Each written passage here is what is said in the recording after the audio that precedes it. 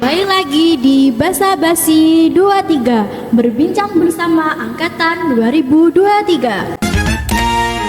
Aku bersama rekan saya Kak Sinta mau membahas podcast tentang belajar bertumbuh di dalam organisasi.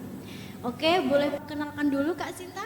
Oke, baik, terima kasih. Halo teman-teman, perkenalkan nama aku Sinta Dewi Rusdana, biasa dipanggil Sinta. Aku dari Prodi PPSI Angkatan 2023. Podcast ini akan membahas tentang pengalaman masuk organisasi dan proses berkembang yang terjadi di dalamnya. Mulai dari gugup, rasa semangat, hingga tantangan dan adaptasi yang ada di dalamnya. Oke, langsung saja. Aku mau bertanya kepada Kak Sinta beberapa pertanyaan yang harus dijawab. Oke, kita ngobrol santai aja ya Kak ya? Iya, benar-benar. Yang pertama, apa alasan utama kamu memutuskan bergabung di organisasi itu Kak Sinta? Oke, baik, terima kasih. Sedikit cerita ya Kak Novita ya. Awal masuk perkuliahan itu aku orangnya introvert banget Kak. Introvert, terus pendiam, terus gak berani ngomong di depan orang. Kalem ya Kak ceritanya? Iya, benar-benar kayak takut. Biasanya kalau misalkan orang introvert itu kan grogi ya kayak kalau misalkan dihadapkan ya sama orang itu. Nah, kemudian masuk ke dalam perkuliahan jadi maba. Terus seingatku itu PKKMB hari ketiga atau hari terakhir ya kalau nggak salah itu maba-maba PPSI itu dikumpulkan di Sanggar Bahasa. Terus kemudian kita maba-maba itu diperkenalkan dengan Kaprodi, dengan Sanggar, terus juga diperkenalkan dengan kakak-kakak Himbas. Himbas itu himpunan mahasiswa Prodi PPSI. Di situ ada banyak sekali kakak-kakak yang mendampingi. Nah, dari situ mulai berkenalan. Kan aku kan orangnya pendiam ya. Mungkin terlalu mencolok, mungkin ini anak kok diem aja ya dari tadi nggak ngobrol sama temannya atau nggak kenalan sama temennya. Aku cuma diem doang di pojokan. Tapi gitu sekarang nggak introvert lagi dong Kak? Ya lumayan lah. Terus habis itu sama beberapa kakak-kakaknya itu kayak disenggol. Aku tuh disenggol kayak, ya kamu dari mana? Kamu ya diajak kenalan lah. Terus dari situ aku kayak ngerasa bener-bener dirangkul gitu loh Kak. Kayak diajak kenalan, diajak ngobrol. Nah dari situ aku termotivasi untuk supaya gimana ya biar jadi kakak-kakaknya supaya bisa interaksi kayak mereka gitu. Oke. Tapi di balik serunya organisasi pasti ada dong konflik atau tantangan yang dirasakan. Menurut kakak, konflik apa yang paling sering terjadi di organisasi itu? Wah, kalau pasti ada dong. Iya, pasti ada. Karena pasti ya di setiap organisasi, nggak cuma Himbas aja, semua organisasi itu pasti memiliki konflik. Dan yang paling mencolok biasanya itu konflik masalah komunikasi. Itu yang paling sampai sekarang itu belum ada pemecahnya.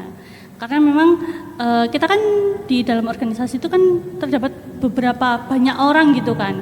Nah, mereka memiliki kepribadian yang berbeda-beda juga, karakter yang berbeda-beda. Ada yang kayak aku yang introvert, pendiam, ada juga yang ekstrovertnya yang benar-benar ngocehnya banyak gitu kan. Jadi kita tuh kadang ngerasa nggak cocok untuk berkomunikasi gitu ya Kak ya. Kadang nggak nyambung juga, nggak cocok lah maksudnya untuk berteman itu kadang ada konflik, ada bertolak belakang pikiran gitu. Nah itu biasanya jadi konflik yang paling paling dominan di dalam organisasi gitu. Waktu pertama kali ikut organisasi, siapa sih Kak yang bikin kamu merasa nyaman di organisasi itu? Yang bikin masa kamu betah dan bertahan di organisasi itu siapa sih Kak? Kalau ngerasa betah tentunya semua yang ada di dalam organisasi itu ngerasa bikin aku Maaf nih, kalau ada yang kayak egois tuh pasti ada kan Kak? Pasti ada. Tapi ya harus bisa dikondisikan gitu. Kita juga harus bisa memahami karakter mereka. Meskipun mereka egois, mereka mementingkan dirinya sendiri, ya kita harus menyeimbangi gitu Kak. Gimana caranya supaya kita bisa nyaman di dalam organisasi itu tergantung diri kita sendiri. Jadi kayak kita kayak lebih apa ya, menyesuaikan gitu Iya, ya. beradaptasi gitu kan. Kayak apa pengalaman kamu yang bikin kamu paling kamu berkesan yang kamu dapatkan selama di organisasi? Pengalaman yang berkesan. Oke, untuk pengalaman berkesan sendiri itu ada satu sih Kak. Itu sedikit backgroundku ya, di Himbas itu aku menjabat sebagai CEO Kominfo. Oh, iya. CEO Departemen Keren Kominfo. sih Kak. CEO itu kayak kepalanya gitu, kaptennya gitu. Nah, selama 3 periode ini Kak, aku ada di Departemen Kominfo dan selama 1 periode awal itu aku jadi anggota dan 2 periode terakhir ini aku jadi CEO. Nah enggak kakak ini kayak menyerah untuk mengerjakan tugas yang ada di organisasi kan pasti kan banyak kan. Kayak menyerah gitu. Kayaknya nggak pernah sih Kak, soalnya mungkin kalau menyerah nggak pernah, tapi kalau capek itu sering. Karena emang Kominfo itu kan kerjanya setiap hari ya, maksudnya harus edit ini, harus edit itu, harus desain ini, harus desain itu. Belum lagi kalau misalkan disuruh bikin konten dan lain sebagainya. Tapi Itu pasti ngerjainnya kan bareng-bareng ya Kak. iya, mungkin itu kayak yang bikin kita tuh jadi semangat lagi, jadi nggak menyerah. Itu pasti ada yang membantu, karena kan aku juga punya anggota kan gitu. Seberapa besar pengaruh organisasi terhadap rasa percaya diri seseorang? Untuk percaya diri itu seperti apa sih kalau di dalam organisasi? Kan banyak kan yang di organisasi tuh kepuk kayak gak apa-apa, kurang percaya diri, gak mau ngapa-ngapain. Tips dong supaya percaya diri atau bisa tampil gitu. Oke, untuk dari aku ya Kak ya ini. Iya. Jawaban dari aku, apa yang paling bikin kita tuh percaya diri. Jadi kan dulu itu kan emang aku seperti yang di awal tadi, aku orangnya pemalu banget, gak percaya diri. Nah, ketika masuk organisasi itu mereka juga nggak mengajarkan kita untuk percaya diri juga enggak. Tapi dengan kita belajar, kita mengamati kakak-kakaknya itu seperti apa, Meniru kakak-kakaknya. ya? Iya, kita meniru, kita mengamati mereka itu gimana sih caranya ngomong, kok mereka bisa ya kayak misal lagi rapat atau eval gitu, mereka bisa rocos gitu. Itu gimana sih caranya, kok mereka juga apa punya rasa percaya diri Mengamati. yang tinggi. Itu biasanya aku ngamati dari mereka. Nah, terus mulai Meniru. belajar sampai sekarang ada di sini. Ya kan, podcast itu juga punya butuh rasa percaya diri yang besar juga gitu. Itu melalui proses yang panjang. Sekarang ya, selanjutnya ya. Tipe orang seperti apa yang menurut kamu bisa diajak menjadi pemimpin? Yang bertanggung jawab kah, atau yang giat, atau yang apa gitu? Apa yang gercep gitu? Tipe untuk jadi pemimpin yang baik gitu Iya. ya kayak. Yang pastinya juga ya benar bertanggung jawab. Terus yang paling penting itu dia nggak otoriter, Iya. nggak Banyak apa sih, Kak, memutus. yang kayak gitu. Iya kan, banyak sekali pemimpin yang otoriter. Pokoknya dia nggak mementingkan dirinya sendiri, nggak mau ngambil keputusan sendiri. Menurutku itu udah sangat baik ya, karena mungkin dia butuh untuk mendengarkan anggotanya, kayak mendengarkan saran dari anak-anaknya gitu kan. Dia nggak mengambil keputusan sendiri, itu udah oke banget sih menurutku untuk jadi ketua yang baik gitu ya. Oke, selanjutnya ya. Apa peran atau jabatan yang pernah kamu pegang? Dan tantangan apa yang paling besar saat menjalankannya? Saat kamu mendapatkan tugas apa di organisasi yang paling berat? Kalau di Himbas sendiri, jabatan yang paling tinggi itu jelas CEO Kominfo. Sampai sekarang pun aku masih menjabat jadi CEO Kominfo. Tapi untuk tugas yang menurutku paling berat itu apa ya? Tugas yang paling berat itu kayaknya semuanya berat, tapi bisa lah dihandle kalau misalkan kita mau bekerja sama anggota kita. Tapi kayaknya ada sih Kak, Bekerja sama yang penting ya. Iya benar, kerjasama. Tapi ada proker yang emang menurutku berat dan butuh waktu yang lama, yaitu tadi yang foto struktural itu. itu butuh effort banget sih menurutku. Tapi kalau di dalam organisasi itu ada gak sih Kak yang kayak egois, gak mau ngerjakan, terus kayak menyepelekan, itu pasti ada dong Kak. Pasti ada. Dan aduh bahaya gak sih? Ya pasti ada lah yang egois memikirkan dirinya sendiri. Tapi untungnya di Himbas kayak mengimbangi sih, kayak bisa lah untuk mengajak dia supaya gimana caranya supaya dia tuh maulah untuk berubah menjadi diri yang lebih baik gitu untuk di organisasi gitu. Oke, selanjutnya ya. Bagaimana cara menyelesaikan perbedaan pendapat dalam tim agar tidak menjadi konflik besar? Kalau ada perbedaan pendapat biasanya kalau di Himbas itu ya kita rapatkan kembali.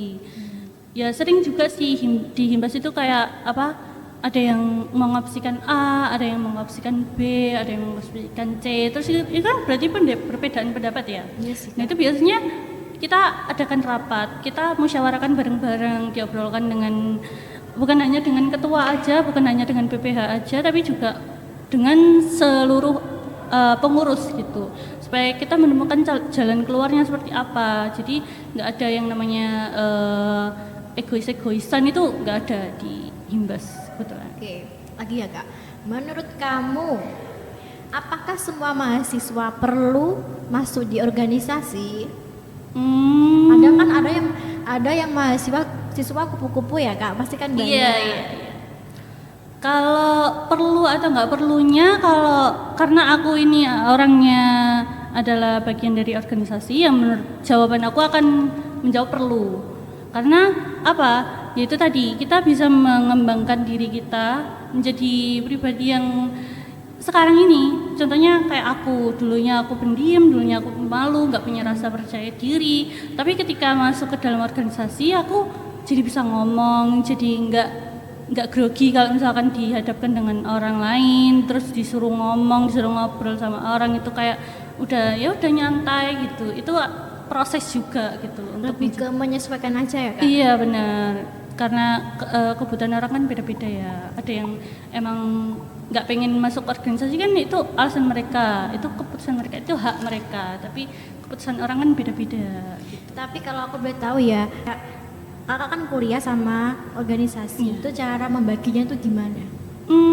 Kalau membagi cukup mudah karena di sini di Tuban ini aku ngekos ya. Jadi kayak organisasi pun kadang kita nggak mengambil di waktu kuliah. Jadi misal kita rapat, ya udah rapatnya kita di jam setelah matkul gitu. Jadi nggak memakan waktu perkuliahan gitu loh Kak. Jadi ya untuk manajemen waktu di kuliah dan organisasi itu dua hal yang berbeda. Bisa lah untuk di manage gitu. Lagi ya Kak, bagaimana organisasi membantu memperluas relasi atau pertemanan? Gimana Kayak membagi gitu. Untuk nyari relasi tentunya dari yang paling terkecil, lingkup terkecil dulu itu di masyarakat PBSI sendiri, karena di Himbas itu kan bukan hanya satu angkatan tapi juga semua angkatan, ada angkatan 2023, 2024 sama 2025 gitu kan.